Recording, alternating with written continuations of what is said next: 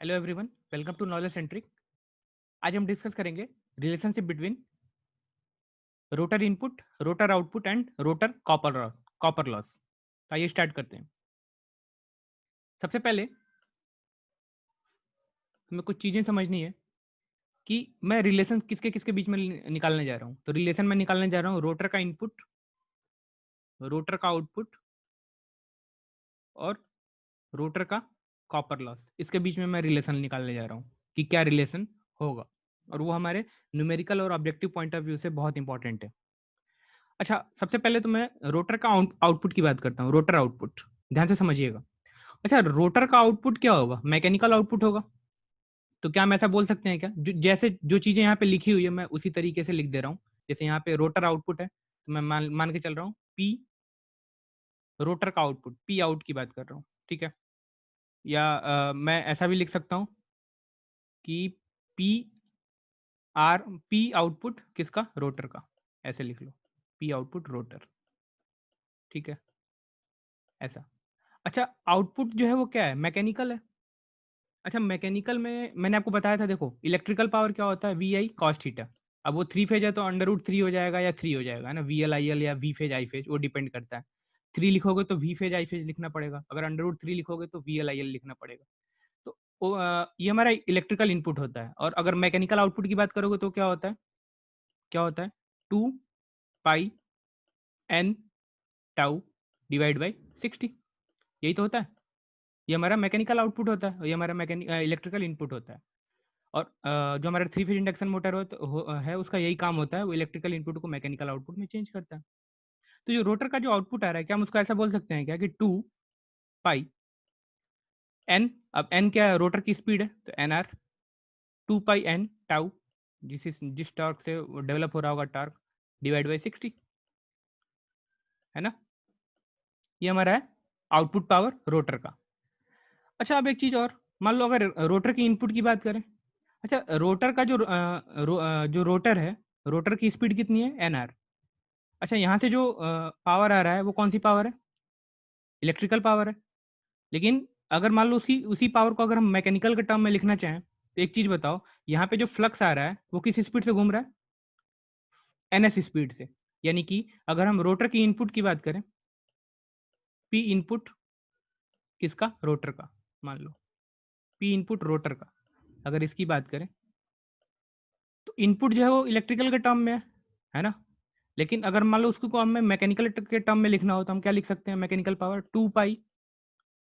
अब रोटर के इनपुट में जो फ्लक्स है उसकी स्पीड क्या होगी?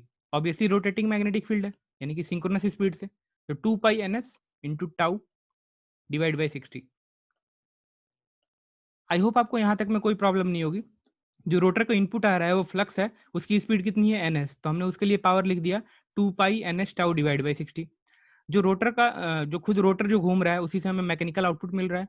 तो इस मैकेनिकल आउटपुट हमने लिख दिया two pi N R tau divide by 60, क्योंकि पावर, मैकेनिकल पावर क्या होता है? Two pi N tau divide by 60।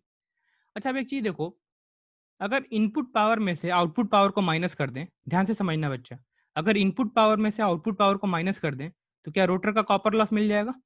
है ना।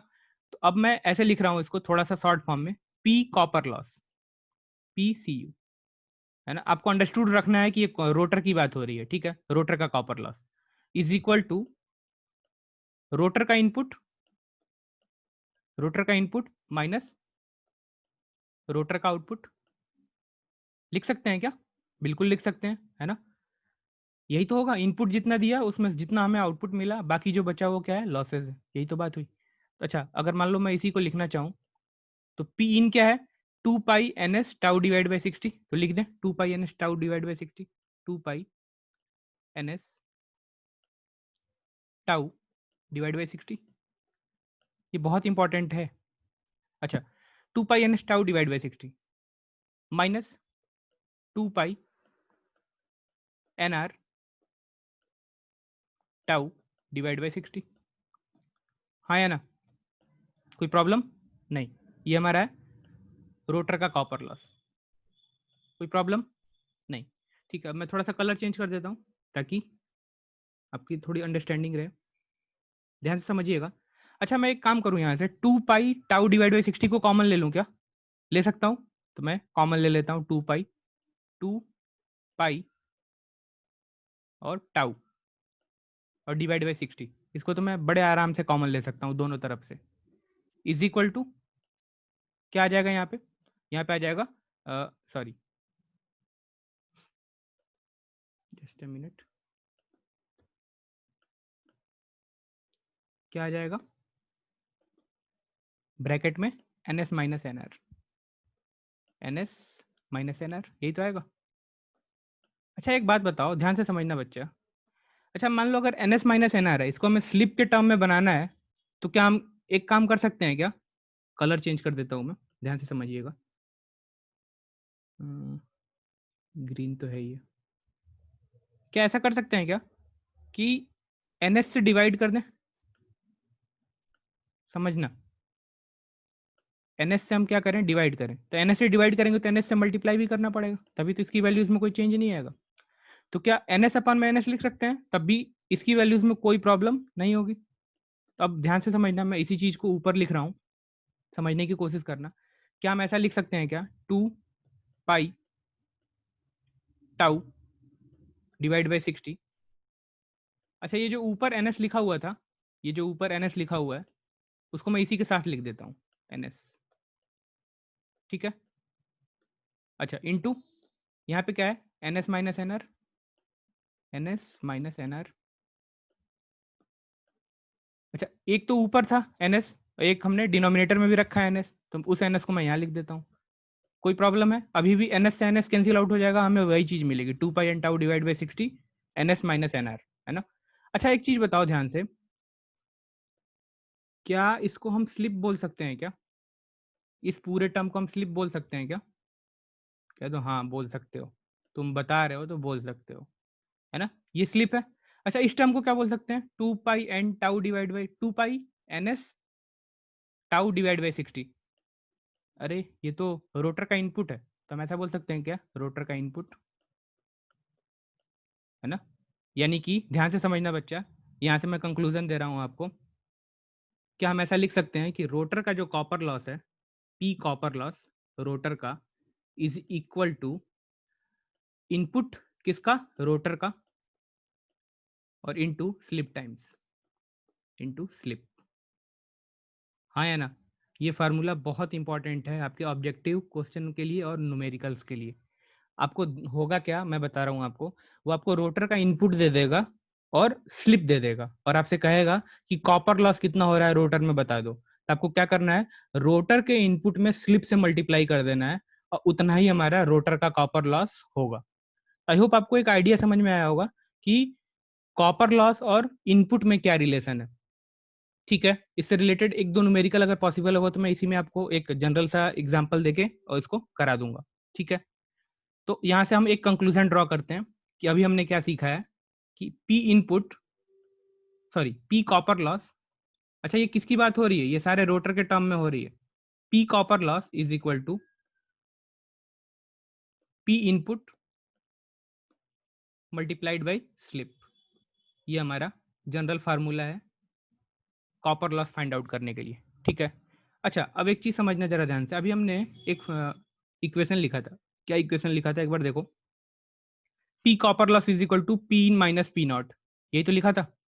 P copper loss is equal to P in minus P naught. ठीक है, तो एक चीज देखो ध्यान से, क्या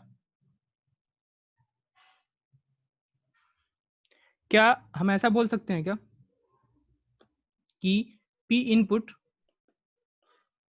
माइनस पी आउटपुट, ये सब रोटर की बात हो रही है, is equal to P copper loss? कह दो हाँ बिल्कुल, जितना इनपुट दोगे रोटर को, जितना आउटपुट मिल जाएगा, जो बचेगा वो हमारा कॉपर लॉस होगा। ठीक है, अच्छा एक काम करें, यहाँ पे पी कॉपर लॉस की जगह पे P in upon P in into S लिख दें क्या? स्लिप टाइम्स इनपुट, तो क्या हो जाएगा? पी इन, बहुत सिंपल है, P in minus P naught is equal to P copper loss की जगह पे हम लिख देंगे S into P in, slip times of input power. कोई प्रॉब्लम? कह दो ना, कोई प्रॉब्लम नहीं है। अच्छा अब एक चीज समझना, इस पी आउटपुट को हम इधर ले जा रहे हैं और इस एस पी इन को इधर लेके जा रहे हैं, ठीक है। तो क्या हो जाएगा यहाँ पे पी इन और ये एस पी इन इधर जाएगा तो minus P in minus S P in आ जाएगा।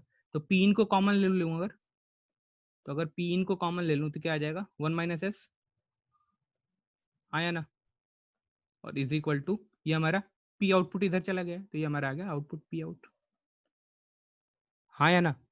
अच्छा, इसका मतलब यहाँ से हम कंक्लूजन निकाल सकते हैं क्या, ध्यान से देखो, आउटपुट पावर पी आउट अपन में input power P in rotor का, आउटपुट पावर अपन में rotor P in is equal to 1 minus S.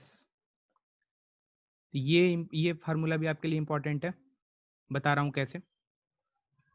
देखो दोनों चीजें एक हैं, है ना, आप किसी एक को भी अगर ध्यान में रखते हो तो आपका काम हो जाएगा। यहां से हमें एक कंक्लूजन क्या मिला कि कॉपर लॉस, रोटर का copper loss is equal to slip times P input, rotor का इनपुट। और एक और कंक्लूजन मिला, आउटपुट पावर रोटर का अपान में इनपुट पावर रोटर का is equal to 1 minus S, ठीक है। तो ये एक जनरल फार्मूला है, आपको ये दोनों फार्मूले ध्यान में रखने हैं, और उसमें से भी जो मोस्ट इंपॉर्टेंट है वो ये वाला फार्मूला है। मैं आपको एक बार फिर से रिकॉल करा देता हूँ जल्दी से। रोटर का इनपुट और रोटर का आउटपुट, रोटर का आउटपुट जो है हमने उसको लिख दिया 2 pi N R tau divide by 60, और रोटर का जो इनपुट है उसको हमने लिख दिया 2 pi N S tau divide by 60। अब हमें अगर रोटर का कॉपर लॉस पता करना है तो इनपुट में से आउटपुट को क्या कर दें, माइनस कर दें। तो हमने सिर्फ वही किया है, इनपुट में से आउटपुट को माइनस किया है। और बस एक चीज आपको ध्यान में रखना है, बस क्या करना है, हमें N S minus N R तो मिल जाएगा, अगर इसको स्लिप बनाना है तो हमें एन एस से डिवाइड करना पड़ेगा और एन एस से मल्टीप्लाई करना पड़ेगा। तो जो मल्टीप्लीकेशन वाला एन एस आएगा वो 2 pi N S tau divide by 60 हो जाएगा, यानी कि इनपुट पावर बन जाएगा। और जो डिनोमिनेटर में जो एन एस आएगा वो उससे हम क्या बना लेंगे, एक स्लिप बना लेंगे, और वहां से हम बता देंगे एक फाइनल कंक्लूजन की कॉपर लॉस जो है वो स्लिप टाइम्स इनपुट के रोटर इनपुट के इक्वल है। आई होप आपको इसमें कोई प्रॉब्लम नहीं होगी, और ये दोनों चीजें इंपॉर्टेंट है। मैं आपको एक जनरल छोटा सा न्यूमेरिकल करा देता हूँ। लेट सपोज एक 3 फेज इंडक्शन मोटर में रोटर का इनपुट दिया हुआ है, rotor input is equal to, rotor input is equal to 5 kilowatt, let us suppose, ठीक है।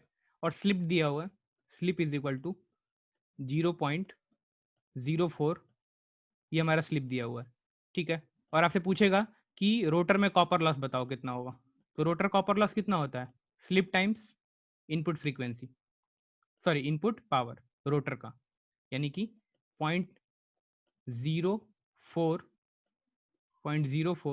इंटू 5 किलोवाट, ठीक है। तो 5 किलोवाट, अब आप इसको सॉल्व कर लेना, है ना, जो भी वैल्यू है शायद 20 आएगा या 200 आएगा, एक बार आप देख लेना, है ना, वो वाट में किलोवाट में आप देख लेना, ठीक है। तो ये बहुत सिंपल सा जनरल फार्मूला है। अच्छा, अगर रोटर का कॉपर लॉस पता चल गया तो रोटर का आउटपुट निकाल सकते हैं क्या, कैसे, इनपुट में से रोटर के कॉपर लॉस को माइनस कर दें तो हमें आउटपुट मिल जाएगा, यानी कि रोटर का जो आउटपुट आएगा वो क्या आएगा, इनपुट हमें पता है 5 किलोवाट और माइनस कॉपर लॉस, तो हमें आउटपुट मिल जाएगा, आया ना रोटर का। तो कॉपर लॉस आप फाइंड आउट कर लेना, कैलकुलेशन है और कुछ नहीं है, ठीक है। तो आई होप आपको आइडिया समझ में आया होगा। जो इंपॉर्टेंट पॉइंट है आपके लिए वो ये है, बहुत इंपॉर्टेंट है।